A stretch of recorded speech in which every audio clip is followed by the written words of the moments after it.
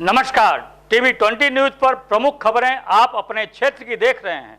मैं हूं आपके साथ अशोक वर्मा।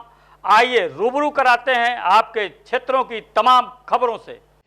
गौ माता के प्राणों की रक्षा और उन्हें राष्ट्रमाता का सम्मान दिलाने के संकल्प के साथ निकली 21 दिवसीय गविष्टि यात्रा मंगलवार को अपने 17वें दिन अतरौलिया से अम्बेडकर नगर के लिए रवाना हुई। स्वामी अविमुक्तेश्वरानंद सरस्वती के नेतृत्व में चल रही इस यात्रा का अतरौलिया क्षेत्र में भव्य स्वागत किया गया।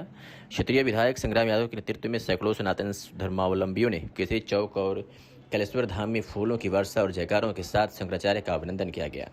कैलेश्वर धाम में रात्रि विश्राम के बाद मंगलवार सुबह प्रस्थान से पहले शंकराचार्य ने पत्रकारों से बातचीत में कहा कि यात्रा की शुरुआत गोरखपुर से इसलिए की गई क्योंकि गोरक्ष शब्द स्वयं गौरक्षा का संदेश देता है। उन्होंने बताया कि यात्रा उत्तर प्रदेश के सभी 403 विधानसभा क्षेत्रों से होकर गुजरेगी और 22 जुलाई को गोरखपुर में इसका समापन होगा।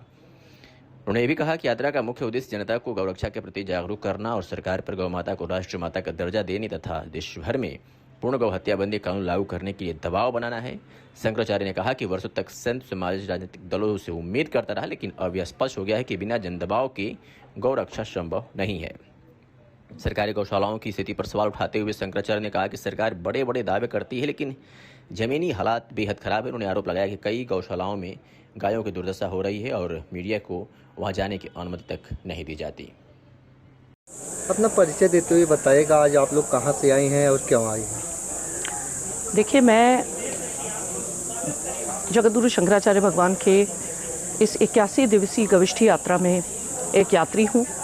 हम उनके कृपा पात्र शिष्य हैं। मेरे जैसे अन्य कई सारे शिष्य उनके इस गविष्टि यात्रा में आए हैं। वैसे तो मैं प्रोफेशन से तो मैं डॉक्टर हूँ, लेकिन देखिए ऐसा है कि ये जो प्रकल्प है ये ऐसा है कि हम अगर सनातनी हैं, हम वकील हैं, इंजीनियर हैं, डॉक्टर हैं, हम किसी भी पेशे से संबंध रखते हैं, लेकिन अगर हम सनातनी हैं तो हमें हमारे सनातन धर्म के सर्वोच्च धर्मगुरु के साथ खड़े होना चाहिए। इसी भावना के साथ मैं शंकराचार्य भगवान के इस कार्यक्रम में आई हूँ। एक और बात यह है कि उन्होंने एक धर्म रक्षा और धर्म चेतना के लिए एक चतुरंगिणी का गठन किया है, जिसमें मुझे एक बड़ी जिम्मेदारी दी है।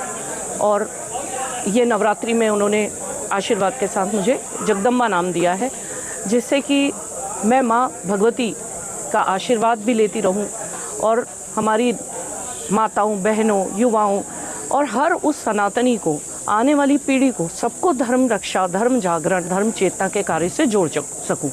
तो इस उद्देश्य से हम लोग जगद्गुरु शंकराचार्य के इस अभियान में जुड़े हैं। आप मूल रूप से कहाँ के से चल के आई हैं? देखिए, वर्तमान में मैं गुजरात से चल के आई हूँ।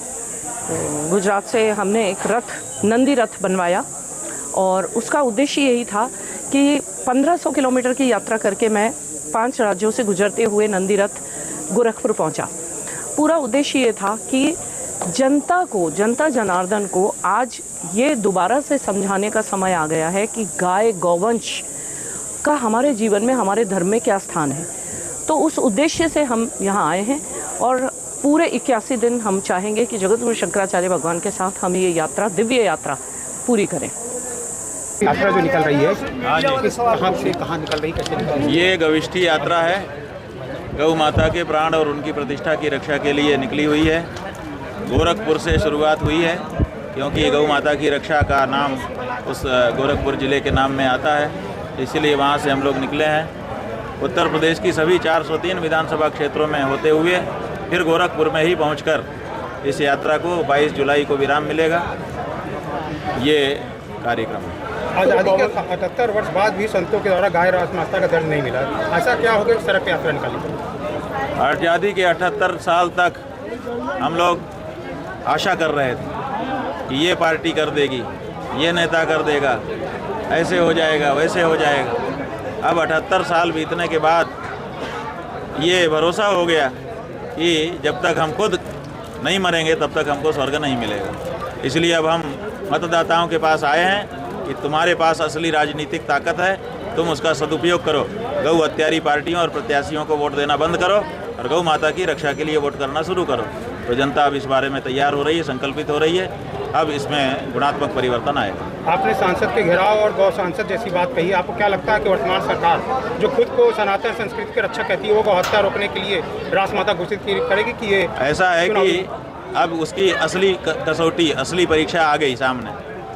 या तो वो जो कहती रही है उसको करके दिखाए, और या तो फिर आउट हो जाए, क्योंकि अब हम कहे पे भरोसा करना छोड़ रहे हैं। अब आपको करके दिखाना होगा। आपने कहा था कि हमको गुलाबी रंग देख के तुम्हारा दिल धड़कता है कि नहीं, दुखता है कि नहीं, मेरा तो दुखता है। अब 12-13 साल से आप गद्दी पे बैठे हो, अब क्यों आपका वो दिल हार्ट चेंज करवा दिया है क्या?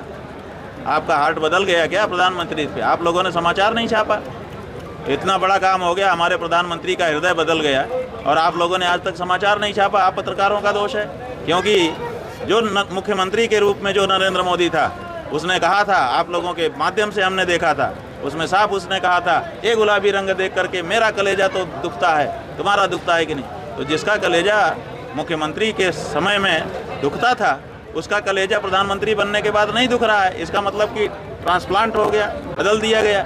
और इतनी बड़ी खबर आप लोग पत्रकारों ने हम लोगों से छुपा रखी है। निकालो खबर, आप कब ट्रांसप्लांट हुआ, कहाँ बदला, कैसा बदला, किस देश का ये हृदय आ गया जो अब गौ माता की हत्या से पछता नहीं है? बताओ।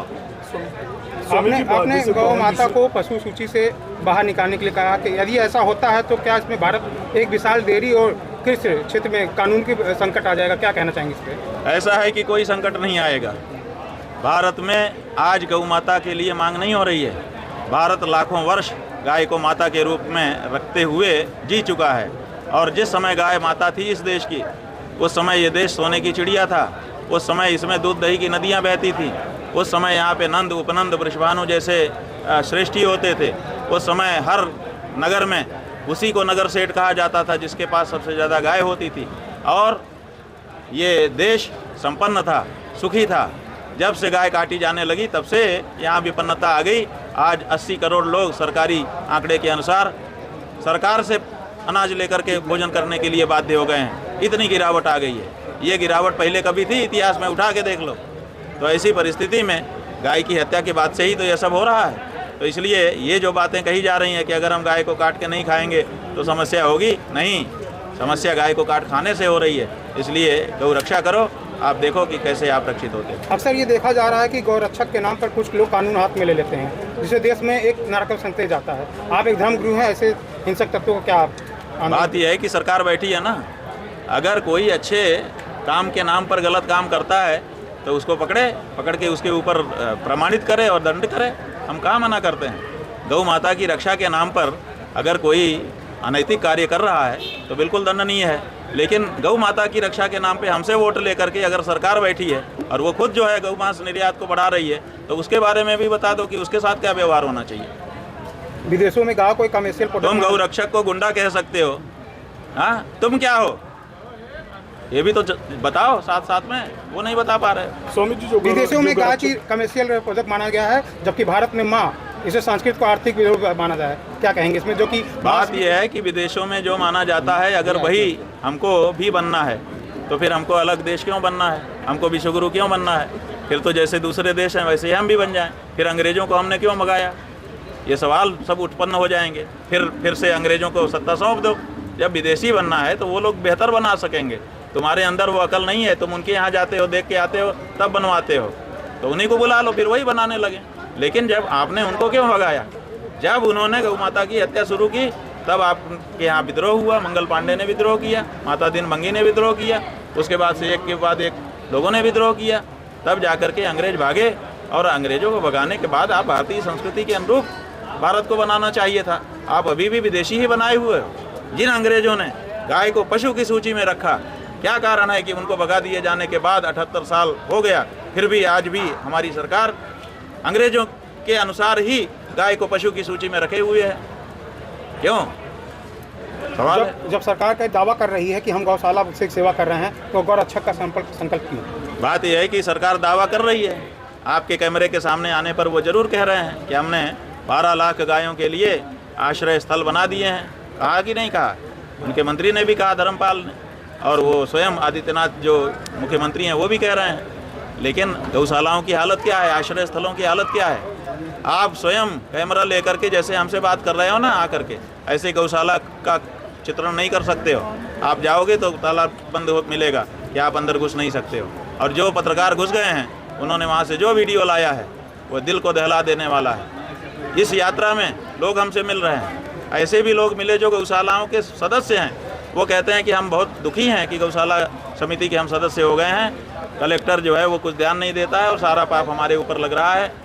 एक व्यक्ति ने ये कहा हमसे कि महाराज जी गऊ आश्रय स्थल इसको मत कहिए, ये गऊ हत्या केंद्र बन रहा है। तो बाहर जो कचरा खाने वाली गाय है वो तो जी पा रही है, लेकिन जो आश्रय स्थल में चली गई शायद वो नहीं जी पाएगी। ऐसी परिस्थितियां हैं, इन परिस्थितियों को भी तो आप देखिए, दिखाइए, उनके वक्तव्य के साथ दोनों को मैच करके दिखाइए। अगर दोनों मैच करते हैं हमें कोई बाधा नहीं है, लेकिन समस्या यही है कि दोनों मैच नहीं करते हैं, कथनी अलग है, करनी अलग है। देश में जो गौ हत्या हो रही है, का जिम्मेदार कौन है? हाँ, देश में जो गौ हत्या हो रही है, इसका जिम्मेदार कौन? अब बात यह है कि हम तो हत्या करने वाले स्लॉटर हाउस वाले के पास गए थे, हमने कहा तुम ही जिम्मेदार हो, तुम ही काट रहे हो। उसने हमारे सामने ला करके लाइसेंस रख दिए। उसने कहा महाराज जी ये कैंसिल करवा दीजिए, हम नहीं काटेंगे, हमको ये मिला है तब हम काट रहे हैं। तो आप लाइसेंस जो दे रहा है, सब्सिडी जो दे रहा है, फ्री की बिजली जो दे रहा है, सुविधाएं जो दे रहा है, 5 करोड़ एक मुफ्त जो दे रहा है उस काम के लिए, आखिर वही ना जिम्मेदार है और कौन जिम्मेदार? क्या गौ सुरक्षा के लिए देश कानून बनाना चाहिए? हाँ, क्या गौ रक्षा के लिए देश में कानून बनाना चाहिए? तगड़ा, पूरे देश में एक कानून बनना चाहिए। हम कह सकें कि हम उस देश के वासी हैं जिस देश में गौ हत्या नहीं होती है। हम कहाँ कह सकते हैं? आप कह सकते हो? कोई ना, हमारा भाई नहीं कह सकता। आज की तारीख कितनी बड़ी ये विडम्बना है कि हम हिंदू होकर के गौ माता को माता का दर्जा देने वाले होकर के भी आज गर्व से इतना नहीं कह सकते, एक वाक्य नहीं बोल सकते कि मैं उस देश का वासी हूँ जिस देश में गौ हत्या नहीं होती है, गौ रक्षा होती है। भारत सरकार सनातन धर्म को बढ़ावा दे रही है, आरोप लग रहा है कि आप विपक्ष के इशारे पर काम करें, क्या कहना? भाई सनातन धर्म को बढ़ावा किस रूप में दे रही है? मंदिर तोड़ना सनातन धर्म को बढ़ावा है?